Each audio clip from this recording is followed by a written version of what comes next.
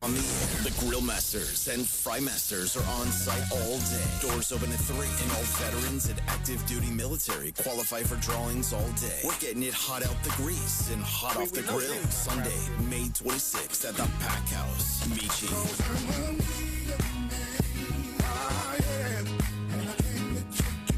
Black Diamond. The Pack House, 100 William Perry Road, Lewisburg, with Choice FM. Hot out the grease and hot off the grill. Don't miss the show, party, and holiday cookout Sunday, May 26th at the Pack House, 100 William Perry Road, Lewisburg. This is WRSV, Elm City. Turn Up. Choice FM. Gailliard Show on Choice FM. Happy Monday, everyone. Today is Monday, May 20th in the year of our Lord 2024. I'm James Gailliard, and this is the James Gailliard Show. I'm excited that you are joining me today right here live on Choice FM. I love choicefm.com and 92.1 FM on the dial. It's the People Station. I'm excited, and I want to just shout out everybody today except the people who tell a lie like it's the truth.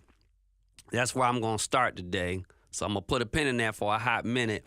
But this is the James Gailliard Show. And this is where we talk politics, sports, culture, the news, religion, all the things that people say we shouldn't talk about because they're controversial. But I'm learning, and you should learn, those are the things that make our lives better. So I want us to be informed, and I want to jump in today and begin about folk who tell a lie like it's the truth. It's mind-boggling to me, the kind of fake news that's out there. And so, listen, real talk here. I surf the dial when I'm driving, right? And I surf on Sirius and I surf on FM stations all over the place, and I bounce around. And sometimes it's hard for me to listen to certain commentary, but I will because I want to know what crazy folk are thinking. And so I go from left to right to middle and all over the place surfing. I'm listening to this conservative talk show. And this is what they do. They get to talking loud, right? And then they start acting, they get a tone of aggression in their voice because they're trying to intimidate you. But yet they sound so convincing, like they're not stuttering over a word. Watch out for people like this. And then we get dragged into, so he gets to talking about Obama versus Trump. And this is what he says. He says, you do realize that under Obama was the highest increase to our federal debt in the history of America. And when I tell you he didn't stutter, and I'm listening to him, and this is immediately what I thought. And I'm gonna be honest, when he said it, I didn't have the data, but I knew I was gonna go get the data because it was the way he said it. I was like, he's lying. I know he is lying. People, listen to me. Don't get all caught up in the emotions of what people are saying to you. Let people check the data. Fact proof some stuff. It's no different than going to church. People talking about what's in the Bible and half of what they talking about in the Bible, not in the Bible. Or they give you some interpretation that's not correct. We have to fact check stuff. So he blurts out this thing, all argumentative, all angry, all convincing, and how Democrats, have destroyed the economy and don't know how to manage money.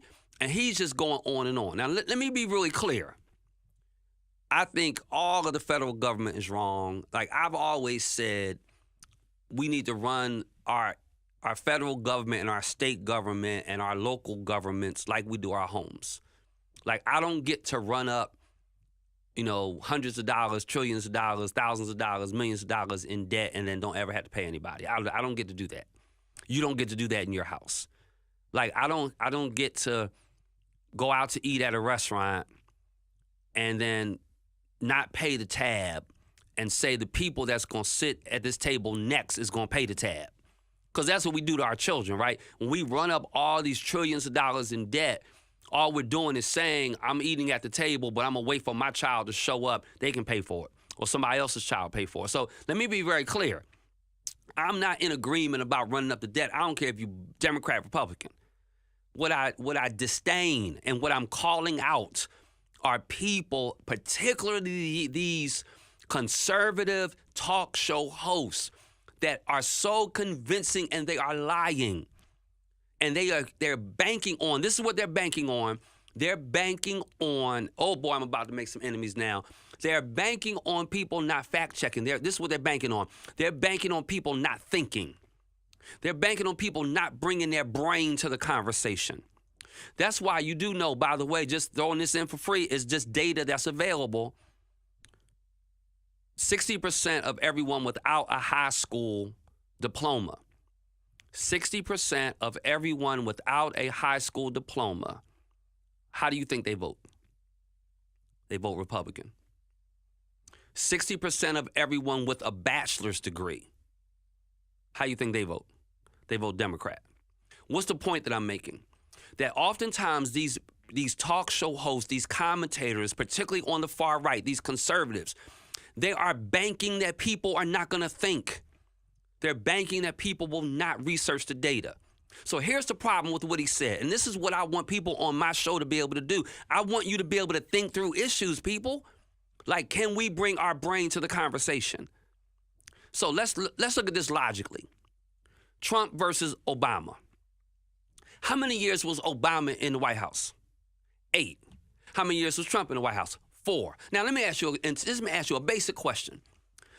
If I told you there were 2 people, and both of those people have been shopping, one person has been shopping for 8 years, and one person's been shopping for 4 years, and I were to say to you, of all the people shopping, this person over here spends the most money. But is it a true analogy of what's going on if they've not been in office the same amount of time? So what they don't tell us the whole story, that's what they're banking on. So I have the data. So what I did was I looked at the last 8 presidents. And it just so happens 4 of them are Democratic presidents and 4 of them are Republican presidents. For those of you that's tuning in, I'm James Gailliard. This is the James Gailliard Show. I'm going to be listening and watching all your posts in just a moment. But I'm talking about people that tell a lie like it's the truth. So I looked at the last 8 presidents, and I said, how much did the deficit increase? What was the percent increase of the deficit under their presidency? And so I added up Biden, Obama, Clinton, and Carter. That was the last 4 Democratic presidents. And then the last 4 Republican, Trump, Bush, H.W. Bush, Reagan. And I put them all together, right? And the percent increase of Democrats is 37.6%. So when you combine all of them on average, the debt has increased by 37%. When I combine the Republicans, the debt has increased by 61%. Well, that surely puts a hole in the theory that people that are conservatives are better money managers. But let's go a little bit deeper. It is true that in the 8 years that President Obama was in office, there was an increase of 70% of the national debt. And while Donald Trump was in the presidency, and I just did what conservative talk show hosts do. Did you hear? Did you just catch what I just did? I did something subliminal on purpose. I said President Obama, and then I said Donald Trump. They do that all the time. They'll say President Donald Trump, but then they say Barack Obama or just Obama. Like they won't give him the dignity of his title because they want people thinking less of him and they want you not thinking of him in a presidential way. So he was in office 8 years, and in those 8 years, there was an increase of 70%. Now listen to this. Donald Trump was in office 4 years, and in those 4 years, it was an increase of 40%. So when I do my math, it's about 8% a year under Obama, but 10% increase a year under Trump. Let me give you hard data. Under President Obama, the debt increased by this is such a crazy high number. Under Obama, the debt increased by $1.1 trillion a year. Is your head swirling like mine is? I can't even get my head around a number that big. Under Obama, the debt increased by $1.1 trillion per year. Are you ready for the Trump number? I'm going to give it to you whether you're ready or not. You got 1.1, right? A year, trillions, a year. Under Donald Trump, the deficit increased by $1.9 trillion every year.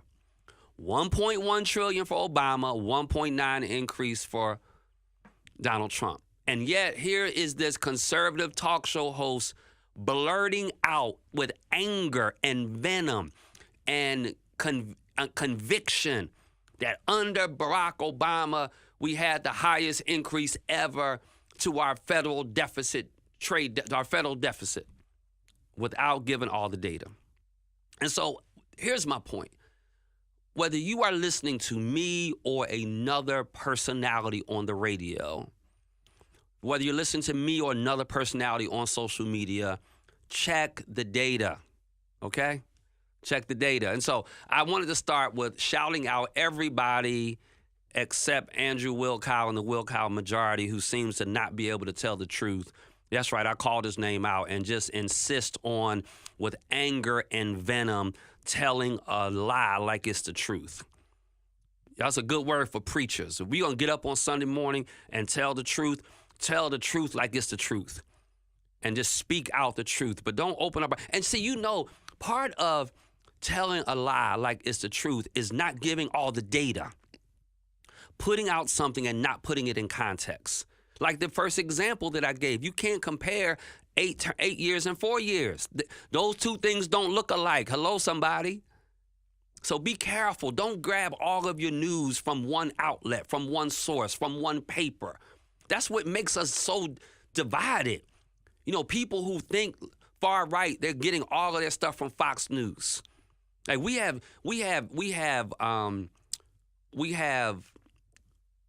retail establishments, restaurants in our community. Shouting out to everybody in Rocky Mount, Tarboro, Wilson.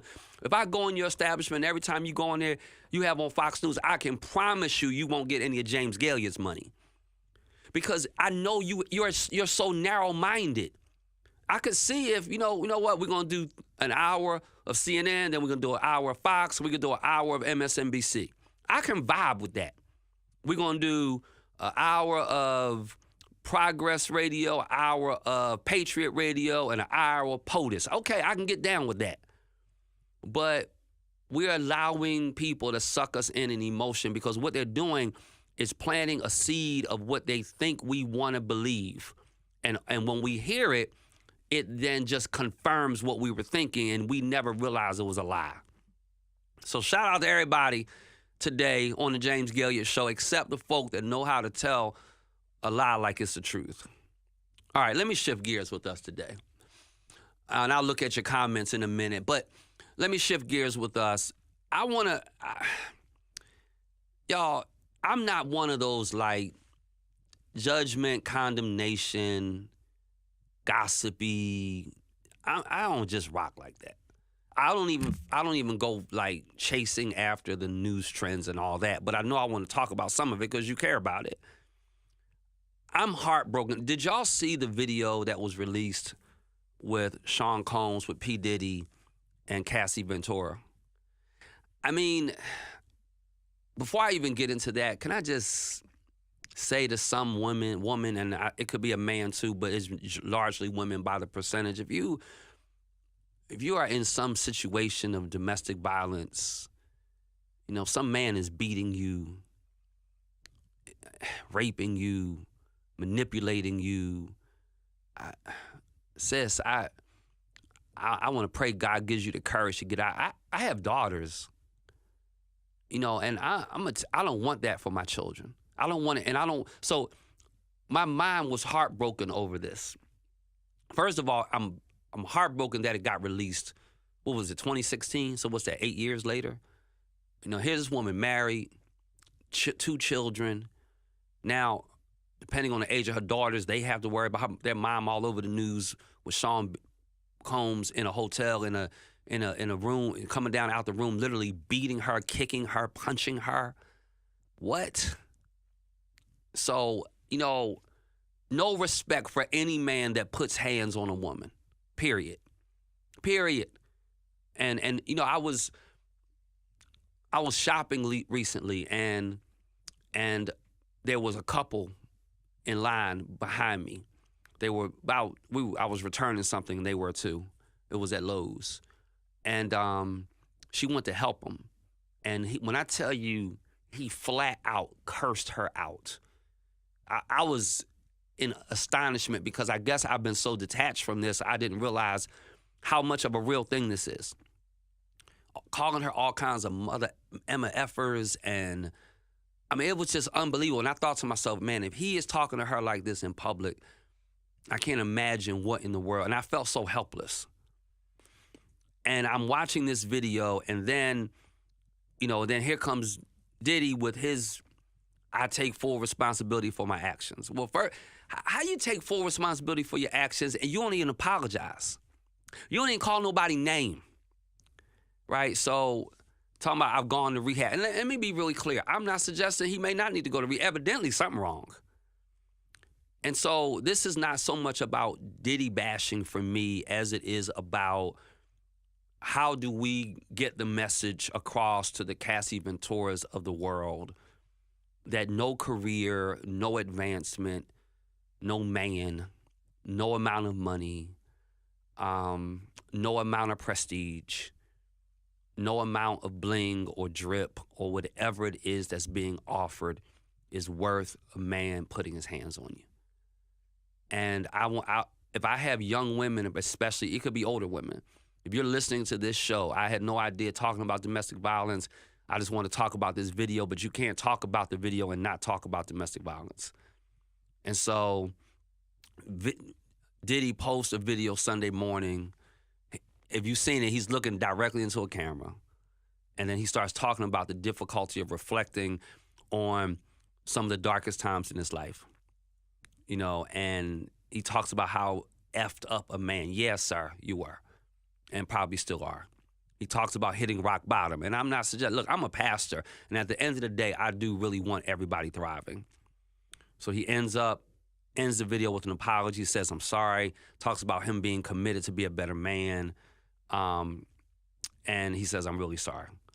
And so, y'all, it bothers me. I read up on Cassie because I wasn't that familiar with her, to be honest. And so I'm reading up on Cassie, and as I'm reading up on her, I'm reading some things, and I'm checking my feed because it looks like I'm blocked in. So I was hoping to be able to get some feedback from some of y'all on some of these things, but I'm buffering. So, but here's a person that was in a long-term relationship, I think from 2007 to 2018. Look, that's a whole nother conversation.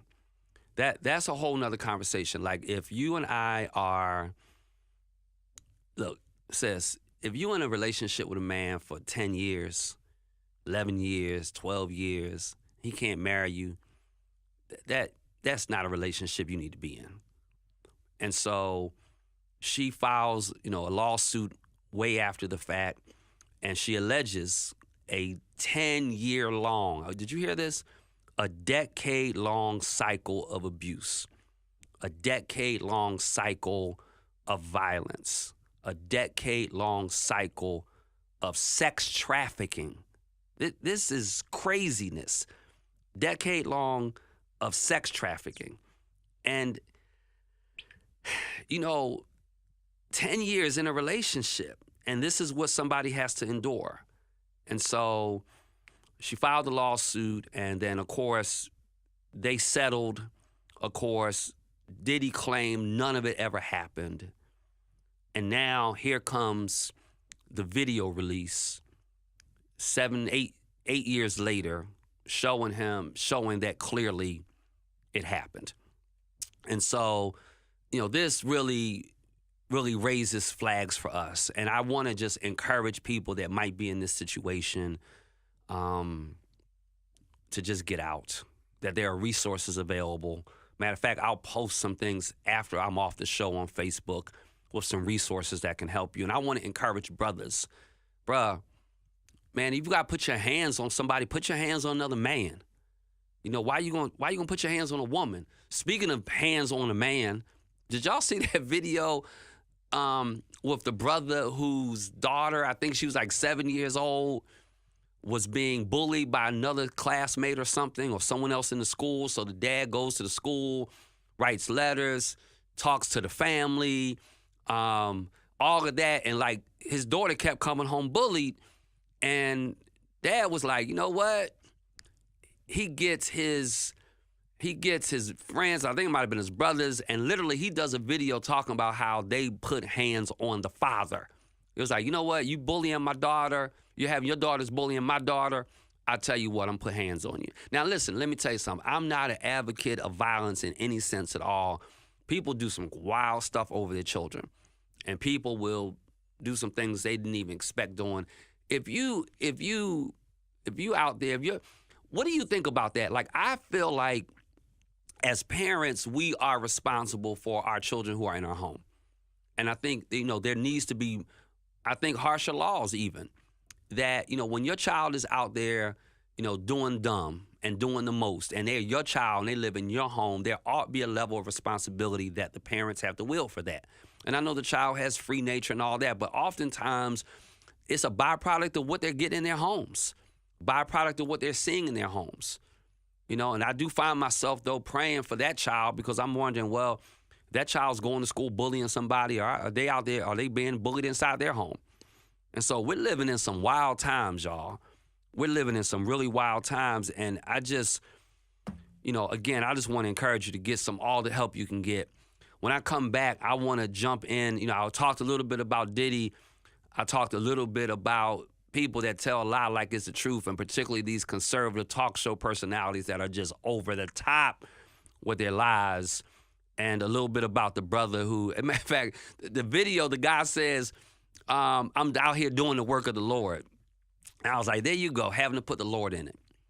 So anyway, when we come back, I want to talk a little bit about freedom of speech. I don't know if you've been tuned into these graduation speeches, but the kicker for the Kansas City Chiefs is all out there now on social media, all out there in the news based on some of his comments.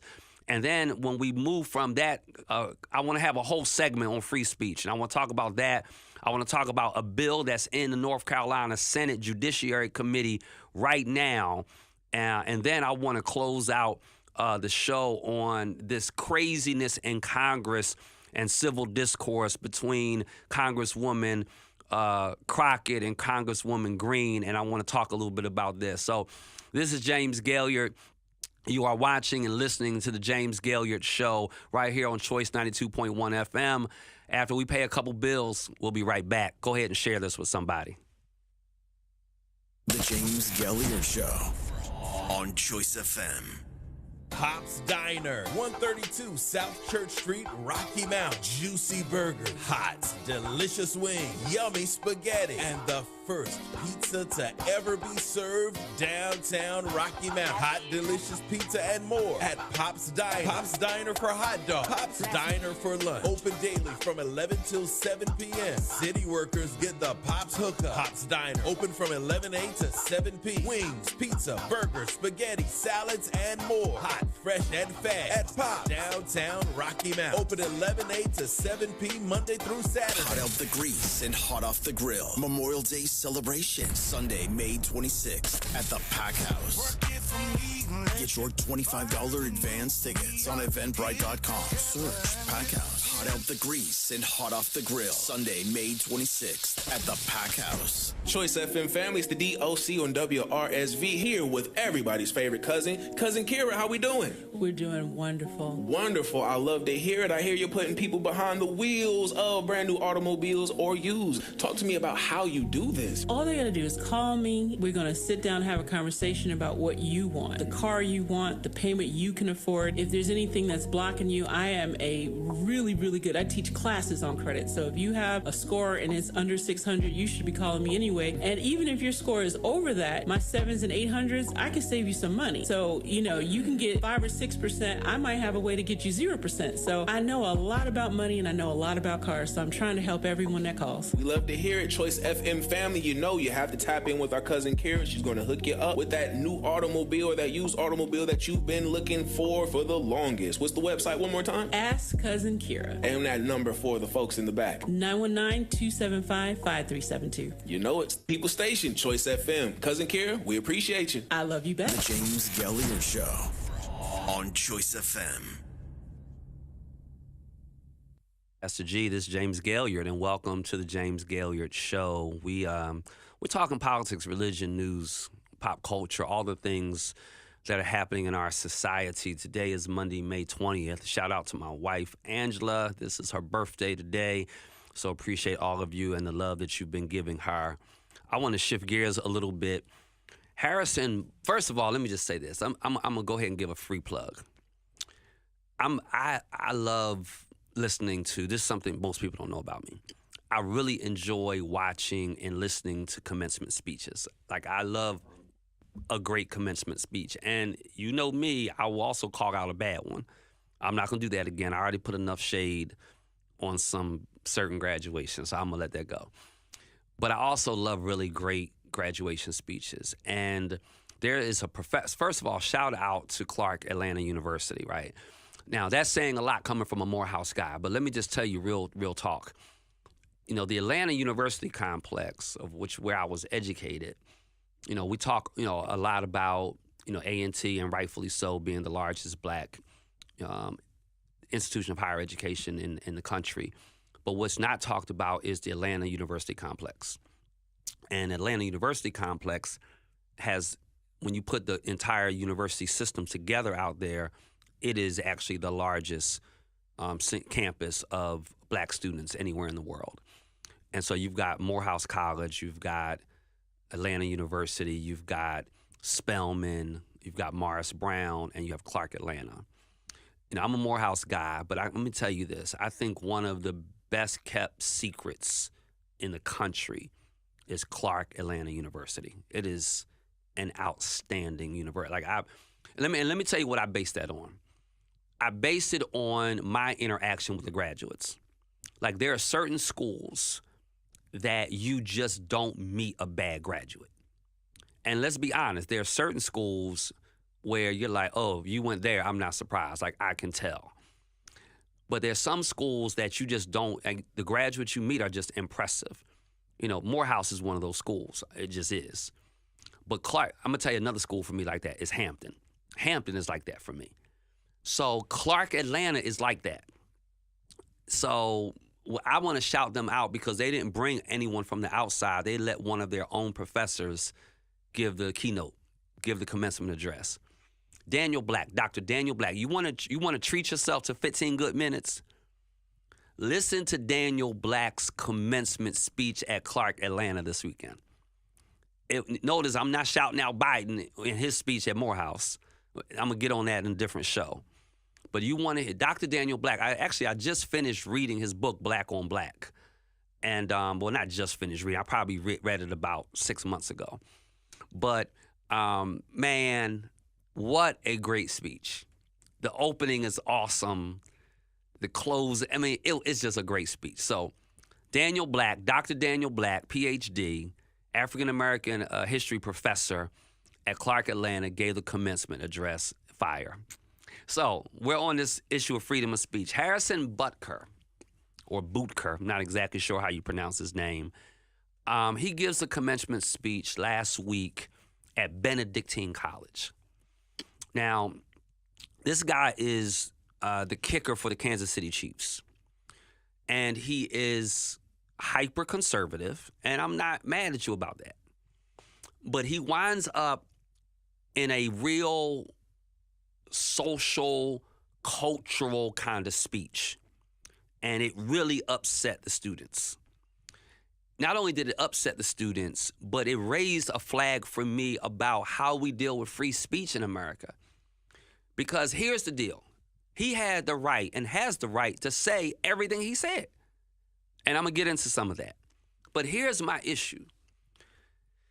The NFL is running to his defense with, hey, listen, he's a great guy, and I know he's a person of strong faith, and he has every reason to say the things he said. But when Colin Kaepernick exercised his free speech by simply taking a knee, after consulting, by the way, military personnel, because he wanted to just sit down during the national anthem. And they said, no, it would be hyper disrespectful if you sit down, but if you kneel. So he kneels. You know the Colin Kaepernick story, right? So he winds up totally banned from the NFL because of him exercising his free speech, which is crazy to me because, we're so big on people exercising free speech until their speech is something you disagree with.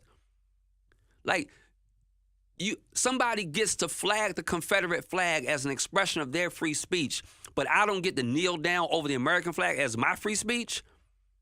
So people get to have free speech except when it's about Palestine. So this issue raises a hot button for me. So let me tell you first of all what the students were saying. And so students said something like, let me find it real quick. So one student said she was shocked that Butker used the speech to address gender roles instead of encouraging her and other graduating women to follow their dreams. This is an all-female college.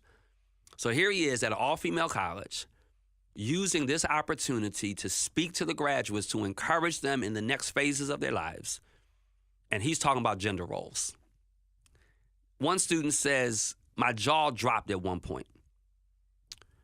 Said another student, 21-year-old Susanna Lizagang, who graduated with a graphic design degree. This is what she says. It was just very uncomfortable. And I was looking back and forth at some of my friends, and we were like, this is just not the time and place for this at all. So in his speech, he talks about that the most important role for a woman is being a homemaker. I want to say that again.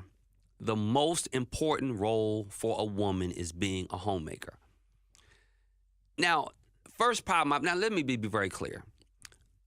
I believe, I'm a father, so I do think there's a tremendous blessing in parenting, but what about not every woman wants to be a homemaker, not every woman wants to be married, and not every woman wants to have children. And so I get the fact that it's a blessing to be able to do it, but at a college graduation, this is the kind of stuff you're talking about. And then he asserts, so the most important role for a woman is being a homemaker. And then he says Pride Month is an example of deadly sin. Again, this is a college graduation. This is not your conservative, evangelical, Southern Baptist or Assemblies of God church. This is people who have toiled for 4 or 5, 6 years to get a degree. And so, and you want to fight a culture war? And that's my issue. And this goes back to what I said at the top of the show. At the top of the show, we are getting dragged into emotionalism over lies because people tell them so convincing, and it's generally over culture stuff. And so you can't convince me there's not one student in that graduating class that is bisexual or transgender or lesbian. You can't convince me it's not one in that graduating class. And does that one student not have the right to be encouraged to go on to live her life in a way that is going to be most life-giving for them? This is not listen, take your hat. This is not the preacher talking. This is the human being talking. And so what's interesting is that in the 6 days since the commencement address, Butker, he's 28 years old, nor the small Catholic school have commented publicly about the backlash. And graduates who attended the ceremony have been left to grapple with the fallout. They should not have. See, graduation shouldn't be about the commencement. It should be about the students. That's the problem with mostly all of our educational systems. The problem with most of all of our educational systems is we make them about everyone and everything but the students. And that's whether we're talking preschool, K-12, college, community college, four-year college, private, parochial, public, charter. So much of our dialogue has to do with everybody but the student. When it comes to a graduation, that commencement should be about those students. And whoever is tasked with speaking to them should be speaking to them to encourage them to go on to live a better and a more complete life. And so here's my struggle. So the CEO's family, the CEO of the Kansas City Chiefs family weighs in. Now, first of all, multi-million-dollar stay-at-home moms, I don't even feel like get the right to even chime in on this, but that's a whole nother conversation. But they talk about how they commend his speech, and the NFL has commended his speech and said, look, we don't have to all agree with him, but he has the right to say it. My struggle with that is, but that was not what you were saying at all when it was Colin Kaepernick. And I guess what I hope will happen more than anything as you listen to my show and watch my show is that I can arm you with enough ammunition and enough resources that we can push back on some of our friends who claim to be friends but yet lack the courage to speak when speaking is necessary and lack the courage to address things that need to be addressed. I'm taking a look at all of your comments. Colin is a young man of color. Yep. Know your audience. So Cynthia, I agree. I think that's really what this comes down to. I mean, when you listen to Daniel Black's commencement address, and I hope some of you will at Clark Atlanta, you can thank me later. He knew his audience, man. He hyped up the fact he hyped up the fact that they weren't Morehouse or Spelman. He was like, you know what? There's other schools around us, but they're not us. I mean, he knew his audience. And I think that begins to be the problem for me in a situation like this. Okay, it's a Catholic school, but this is not the time or the space to fight a culture war. And so sad. I missed that part. So yeah, check it out, y'all. Check it out. So my hope is that we can have some equity and some equality. Like, I really don't mind somebody like this kicker from the Chiefs making his comments, right? They are his comments.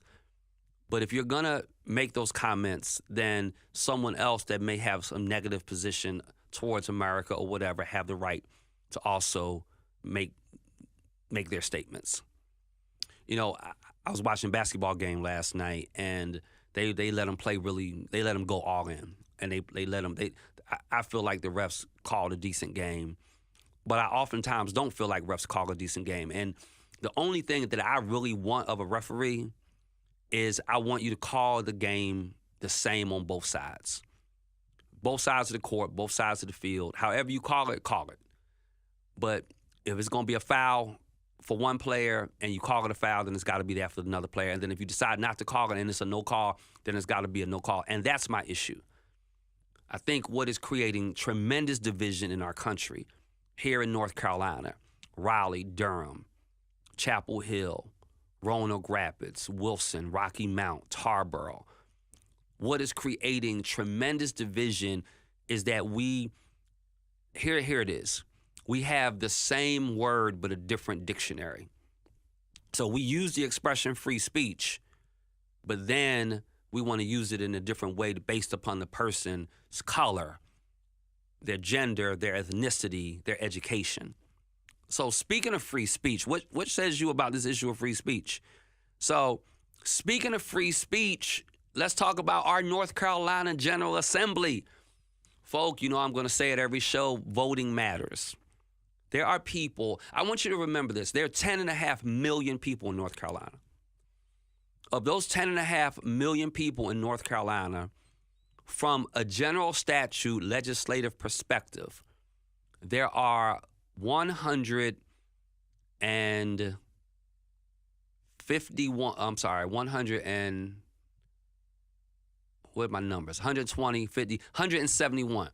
120 legislators in the state house, 50 senators, that's 170, and one governor. Those are, even though the governor's job is principally executive, he still has the power to veto or sign bills into law. So out of 10.5 million people, you have 171 people that are making decisions. That's all.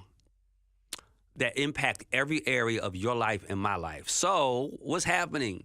House Bill 237 is in the General Assembly right now. This is an amended version of, there's an amended version of House Bill 237 that's in the Senate Judiciary Committee. So it's come out of the House, it's gone to the Judiciary, it's gone to the Senate.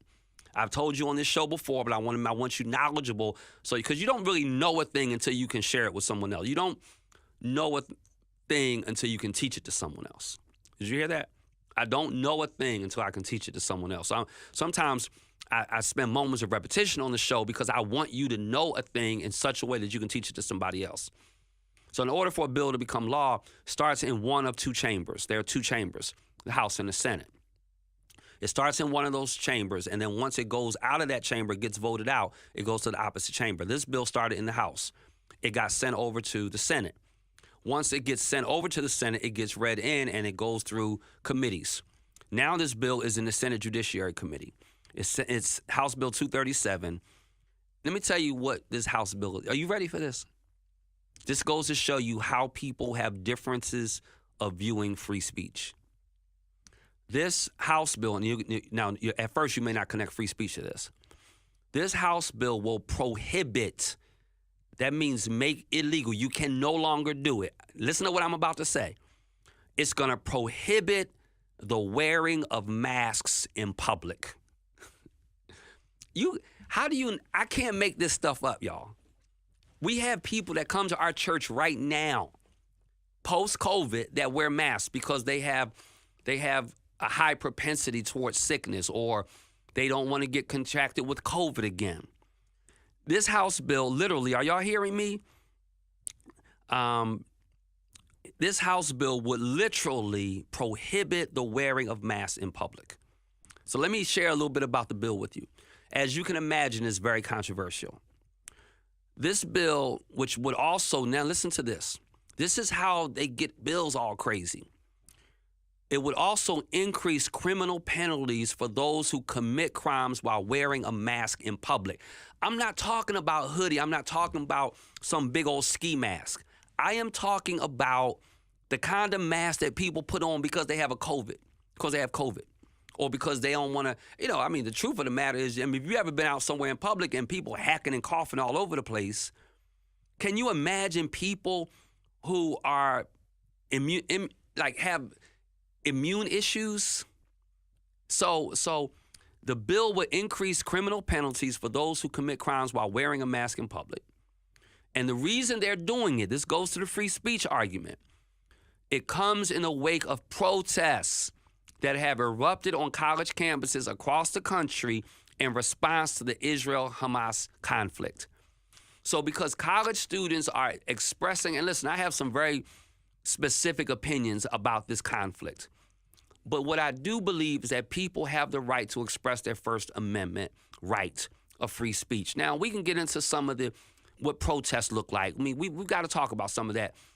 But if I want to stand in front of a microphone with a mask on because of COVID, or because my system has a low immunity, you mean to tell me that if I get locked up for boycotting and I have on a mask, I'm going to face a higher penalty? Now, put all this together, people. Do you remember COVID, and who were the populations of people that were most adamant to not wear masks? Who were the populations of people most adamant that this too shall pass and this is not a big medical deal? I mean, let's be honest. And I'm going to call a spade a spade. They were white evangelical Christians. By and large, they were white conservative people.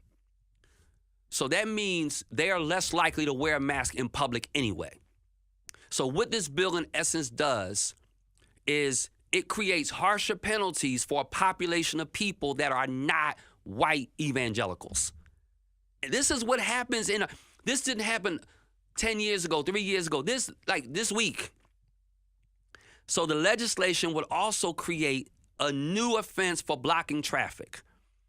It would also create a new offense because protesters are now blocking traffic as a tactic used in some of the recent protests. Here's my issue with that. If you want a bill on protest and rioting, then go ahead and create a bill on protest and rioting. But you're going to create a bill on protest and rioting, and you got to include facial masks with it? The underlying health issues or chronic illnesses. I went to a store recently. They're prohibited wearing masks. It's crazy. Prohibited wearing masks. Totally crazy. I agree, Ray. COVID is still here, and many immune-compromised need masks. Thank you so much. I agree. Let me tell you who was one of the sponsors of this committee. So a lot of times what happens is a bill will come out of one of the chambers, right? It'll go into the other chamber, like I told you. That committee that it goes in front of may be like, well, we don't love this bill. We're going to make a recommendation on how we change the bill. I'm not talking about an amendment. So what they'll do is they'll put up what's called a PCS. Can I educate y'all? A PCS is a proposed committee substitute. That's where they take the original bill, they bring it into another chamber. In this case, it started in the House and it goes over to the Senate. And it goes to the Judiciary Committee. The Judiciary Committee is like, you know what? We're going to totally change the language in this bill. We're going to make this a proposed committee substitute. Guess who is the sponsor of the proposed committee substitute that I'm talking about? Senator Buck Newton. Why is that important? Because he is a senator for Wilson. He's a senator for Wilson in Wayne County, Greene County.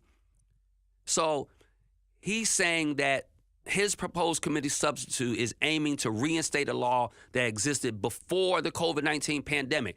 Duh. Well, before the COVID, how do you make this? You can't make it up. Listen to the language again, y'all. Read between the lines. He's saying it's trying to reinstate a law that existed before the COVID-19 pandemic. What's the problem with that? Where am I thinking people? The problem with that is laws that existed before COVID-19 had to change since COVID hit. How can you act like COVID is no longer a thing? I mean, our churches are different because of COVID. Our lifestyles are different because of COVID. So to say that I'm going to take the law back to how it existed before COVID, in essence, negates the fact that COVID was as deadly as it is. So this is what he says. We're just resetting the law to what it was pre-COVID. Oh, I'm just resetting my life to what it was before COVID. I'm just reset. That is so crazy. Let me see what y'all are saying. We must educate ourselves on the entire bill. They hide so much inside their bills. Connie, you are so right. I'm in healthcare, and I wear a mask daily because COVID is still here. They're going to always try to find a way to lock up innocent people. You are right. So he's saying we're going to just reset the law to what it was pre-COVID. That's really what the purpose is now, is to deal with organizations and individuals who are intent on breaking the law and hiding their identity and using the hiding of their identity as a way to intimidate other people to get away with it. Now, understand something. When you pass a bill, you get what's called, or when you're negotiating a bill or debating a bill, there's always something that you have to keep in mind called unintended consequences. Most people that are legislators understand unintended consequences, and you have to weigh out. So I'm going to talk a little bit about the unintended consequences of this bill.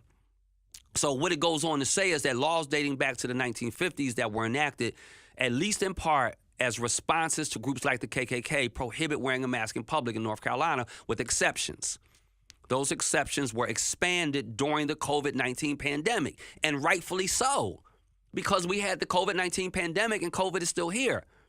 So during the COVID, it expanded to people wearing masks for health reasons. Now, this is what I need you to hear. Please, are y'all hearing me? Prior to COVID, there were some exceptions, but not a lot of exceptions to mask wearing in public. COVID hits, and those exceptions, because of health reasons, were expanded. Everybody say health reasons.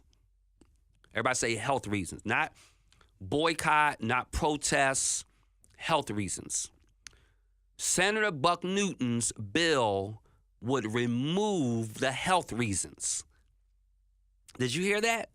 It's going to remove those specific exceptions that existed during COVID. Y'all, let me give you a scenario.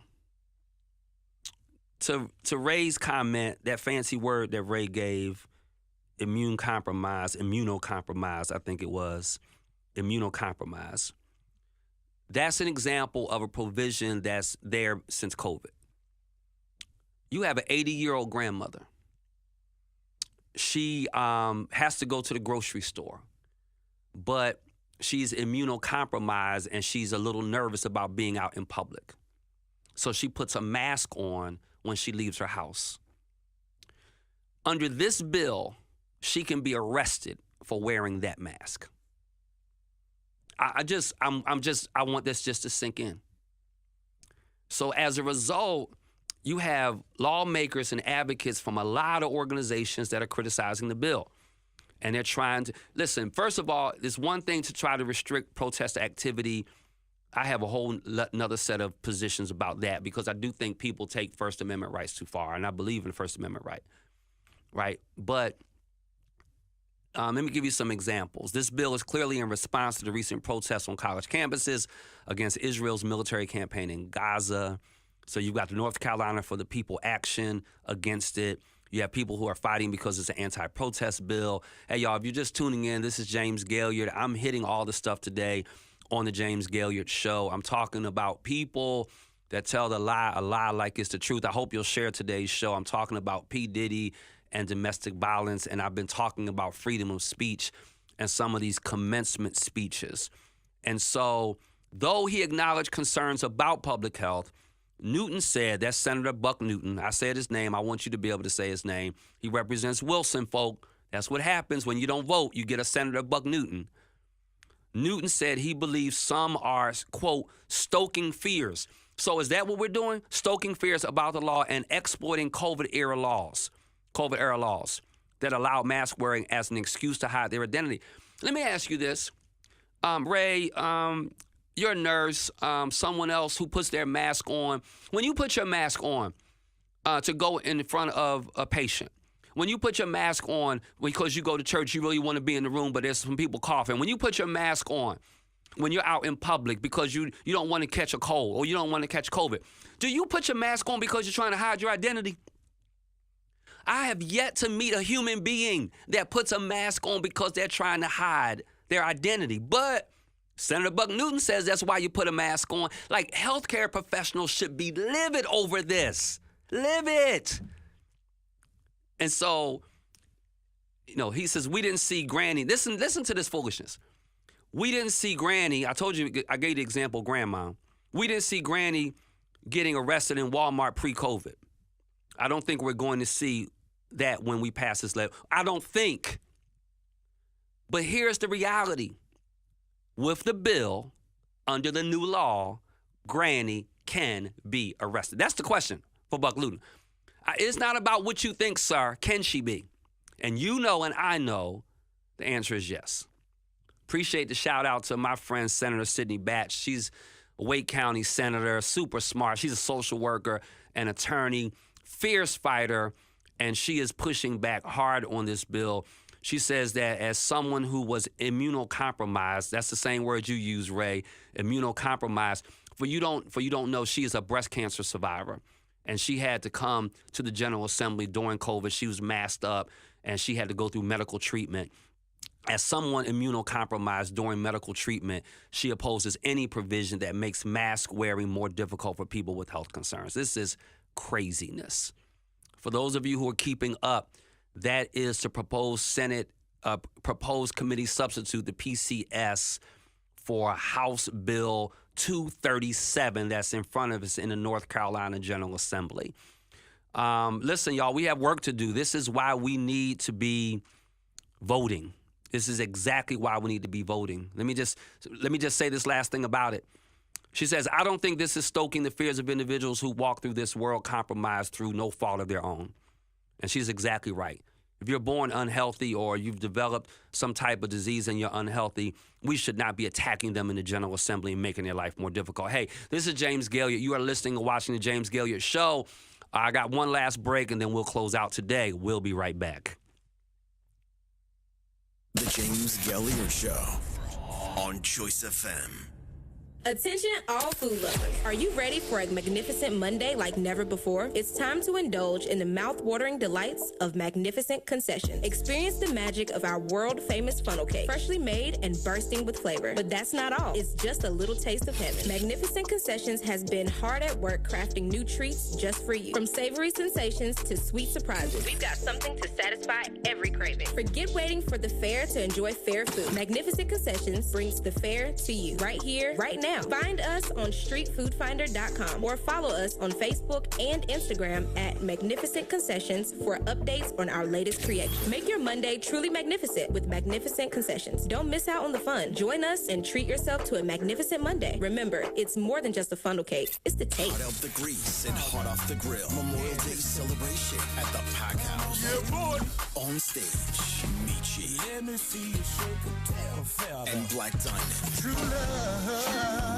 Sunday, May 26th, Les Long in Choice FM's Southern Soul Sunday with DJ Mikey D live on the air. The Grill Masters and Fry Masters are on site all day. Doors open at 3 and all veterans and active duty military qualify for drawings all day. We're getting it hot out the grease and hot off the grill. Sunday, May 26th at the Pack House. Michi.